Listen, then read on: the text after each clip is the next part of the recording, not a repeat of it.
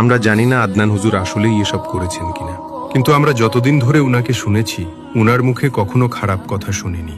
উনি সবসময় মানুষকে বুঝিয়েছেন, আল্লাহর দিকে ফিরে আসো, গুনাহ থেকে দূরে থাকো। উনার কথা শুনে কত মানুষ বদলে গেছে, কত যুবক নামাজে ফিরেছে, কত চোখে অশ্রু এসেছে তওবার আগুনে।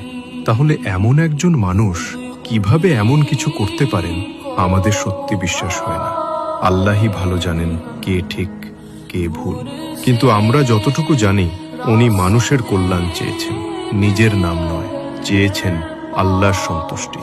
কুরআনে আল্লাহ বলেন, নিশ্চয়ই আল্লাহ নিজেই রক্ষা করেন তাদের যারা ঈমান এনেছে। সূরা হজ আয়াত ৩৮। আমরা বিশ্বাস করি যারা সত্যিকারের দ্বীনের পথে থাকে আল্লাহ তাদের হেফাজত করেন, তাদের সম্মান নিজ হাতে রক্ষা করেন।